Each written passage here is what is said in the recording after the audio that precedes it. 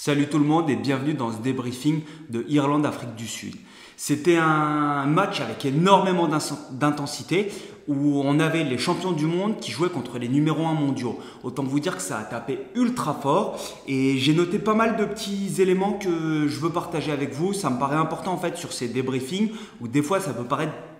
On peut avoir l'impression que c'est des matchs qui sont ultra fermés et l'objectif pour moi, ça va être de décortiquer tous ces petits éléments que les équipes, ces stratégies ou ces petits tips que les équipes essayent de mettre en place de manière à optimiser leur jeu et à faire la différence. On sait qu'à ce niveau-là, c'est des détails qui font la différence et donc moi, j'essaye de regrouper tous ces petits détails pour les partager avec vous. Allez, c'est parti sur la vidéo. Tchuss! Une intensité impressionnante. Il y a eu énormément d'intensité sur ce match. Il y a une stat qui me fait un petit peu halluciner, c'est que la première mi-temps, elle a duré 55 minutes entre le coup de sifflet du début du match et le coup de sifflet de la fin de la première mi-temps, soit 15 minutes d'arrêt de jeu entre les appels à la vidéo et les blessures. Ça veut dire qu'il y a eu 15 minutes en plus de jeu avec les arrêts de l'arbitre. Le nombre de blessures sur cette mi-temps, il a été vraiment important. Sur le moment, j'ai eu l'impression d'assister à un match de boxe où la seule volonté, c'est de mettre KO l'adversaire. Autant j'ai trouvé que les Box, ils ont joué leur rugby habituel, c'est-à-dire que c'est un rugby où on est dur sur l'homme, ça tape très très fort, mais par contre c'est plutôt réglo sur tout ce qui va être attitude. Et en revanche, de l'autre côté, je trouvais que côté irlandais, je ne sais pas si c'est une impression que j'ai eue ou si c'était vraiment une volonté de la part des joueurs irlandais, mais j'ai trouvé que c'était à la limite de la violence sur le jeu et du règlement. C'est-à-dire qu'il y a certains gestes où c'est vraiment, je trouve, violent. L'Irlande. Pour moi, l'arbitre, il a été très tolérant sur toutes les zones de combat au sol. La frontière dans un match de rugby entre l'intensité, l'agressivité et la violence, elle peut devenir très mince. J'ai trouvé ce match extrêmement violent.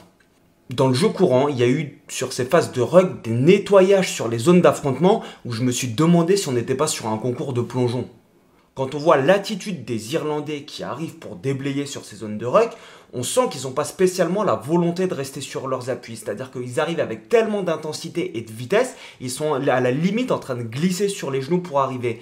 Et j'ai réfléchi et je me suis posé la question suivante. Est-ce que leur objectif, c'est pas plutôt de consommer à chaque fois un défenseur box? C'est-à-dire que dès qu'ils vont déblayer très bas, on sait qu'on essaye de retarder la défense, de limiter le nombre de joueurs dans le premier rideau et que si on peut les accrocher, les ralentir, on le fait. Mais alors là, à chaque fois qu'ils arrivent et ils se jettent dessus, ils se couchent sur les mecs. En fait, moi j'ai trouvé ça vraiment violent pour un match de rugby.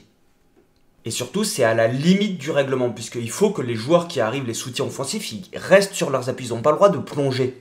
Et c'est là où j'ai trouvé l'arbitre très tolérant sur ces zones de combat. Leur défense, c'est pas nouveau, elle tente un maximum de blocage haut. L'objectif sur un blocage haut, c'est de récupérer le ballon, la possession du ballon par une mêlée, si on arrive à enterrer le ballon dans un maul, ou de ralentir les ballons. C'est-à-dire qu'à chaque fois qu'ils le pouvaient, ils viennent impacter très haut à deux avec un qui va tenir le ballon et empêcher le porteur du ballon de passer au sol. C'est-à-dire que sur certaines actions, on le voit en fait, ils tiennent le mec et ils le tirent vers le haut pour essayer de le forcer à rester sur ses appuis et ne pas passer au sol. C'est ce que je dis, ça a deux avantages. On peut récupérer la possession de la balle sur une mêlée par la suite, mais également... Si jamais il y a un passage au sol, on a ces 1 seconde, 2 secondes sur lequel le ballon et le porteur du ballon va rester en l'air et ça permet à la défense de s'organiser. Mais du coup, ça donne lieu à des impacts qui sont souvent assez hauts. Côté volume, pour essayer de déplacer cette équipe qui est très dense d'Afrique du Sud, sur les touches, ils ont essayé de faire des fonds d'alignement pour faire bouger ce que j'appelle ce pack de boucher. J'ai remarqué aussi une chose qui m'a semblé très importante de noter, c'est que leur soutien offensif, lorsqu'ils le peuvent, ils attaquent directement le plaqueur avant que le geste du plaquage soit terminé et que le porteur du ballon soit passé au sol. C'est vraiment très très limite en termes de... C'est vraiment très limite d'un point de vue du règlement et je pense que ce n'est pas autorisé. Et j'imagine qu'à vitesse réelle, c'est très difficile à voir pour les arbitres. Ça permet une chose notamment, ça permet d'immobiliser le plaqueur pour éviter qu'il puisse avoir une double action, se relever contesté, se relever contre-roqué ou se relever et reprendre la largeur. Et donc on voit à chaque fois des soutiens offensifs qui arrivent pour plaquer le plaqueur.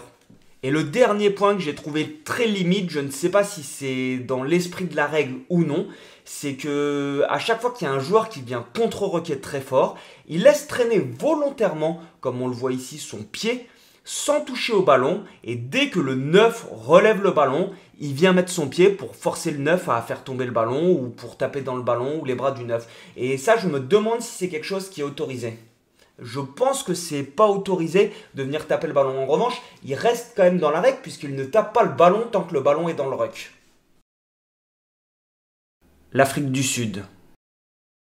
Côté Afrique du Sud, ils ont cette confiance en eux pour moi qui leur permet d'aller chercher des pénales touches. Là où beaucoup d'équipes décideraient de prendre les points, eux ils ont cette volonté en fait d'aller marquer l'adversaire physiquement et de prendre des pénales touches. Ils ont eu pour moi des intentions de mettre du rythme. Tout le monde dit que c'est une équipe qui ne joue pas. Ils jouent quand même une pénalité rapidement alors qu'ils sont menés au score et qu'ils peuvent prendre les points. Ils jouent un autre braque assez rapidement et ils ont la volonté aussi en première mi-temps de jouer une pénalité rapidement, mais malheureusement l'arbitre ne les laisse pas jouer rapidement. On aime ou on n'aime pas la façon dont ils jouent, les Springboks. En tout cas, ça va vite, ça tape très fort et ils ont des intentions. L'autre point intéressant pour moi, c'est qu'ils ont cette capacité, notamment derrière, à agresser très très fort la ligne de 3/4 irlandaise, que ça soit sur les lancements de jeu ou dans le jeu courant. Ça monte très très très très vite. Ça a des avantages, mais ça permet aussi d'offrir des solutions à l'attaque si elle garde assez de profondeur. Ils ont réussi à trouver des solutions en bord de ruck avec des mecs qui ne contrôlent pas tout le temps leur montée, les Irlandais. Et en revanche, le gros point faible de l'Afrique du Sud sur ce match, ça a été pour moi le jeu au pied de Willem C. Il est passé totalement à côté de son match au pied. C'est un très bon joueur, mais il a été imprécis avec son jeu au pied de déplacement et sur des tirs au but qu'il n'arrive pas à mettre. Et donc du coup, c'est peut-être pour ça aussi que l'Afrique du Sud décide de passer avec Colby en buteur et de prendre les pénales touches. Et notamment, il rate une pénale touche aussi vers la fin du match. Écoute, c'est la fin de ce débriefing entre l'Irlande et l'Afrique du Sud. J'espère que tu as pu apprendre des petites choses. Tout d'abord, merci pour ceux qui souscrivent à la chaîne parce que c'est grâce à vous en fait que je vais pouvoir développer la chaîne et le canal et passer plus de temps en fait à produire des vidéos. Maintenant que j'ai fini les travaux de mon Airbnb, l'objectif ça va être pour moi de me consacrer un maximum sur cette chaîne YouTube. Donc je vous encourage si vous pouvez essayer de partager un maximum ce que je produis si vous appréciez, à commenter. L'objectif, c'est de réussir à créer une communauté, que ce soit des passionnés, des entraîneurs ou des joueurs, en fait, qui vont chercher à approfondir leur connaissance du rugby et à aller dans le détail. Il y a des staff pro dans toutes les équipes qui travaillent pour essayer d'optimiser le jeu, les détails, etc. Ils ont à chaque fois des staffs de 4-5 analystes vidéo et les informations qui sont du dessus, elles redescendent très peu vers le bas et c'est normal puisque tu ne vas pas partager ce qui fait ton succès et ce qui est ton gagne-pain avec des joueurs lambda comme nous. Et donc moi, ce que j'essaye de faire à travers ces vidéos, c'est de partager ce contenu d'expert, la manière dont je l'analyse et j'essaye de le faire retranscrire pour le simplifier et qu'on puisse tous un maximum améliorer notre connaissance du rugby et améliorer ce qui va faire de nous des meilleurs joueurs, des meilleurs entraîneurs ou tout simplement des passionnés qui comprennent un maximum la règle. Donc voilà, écoute, n'hésite pas à commenter, liker, partager. Si tu n'es pas abonné, mais je pense que tu es déjà abonné, abonne-toi et on se revoit bientôt. Tchuss!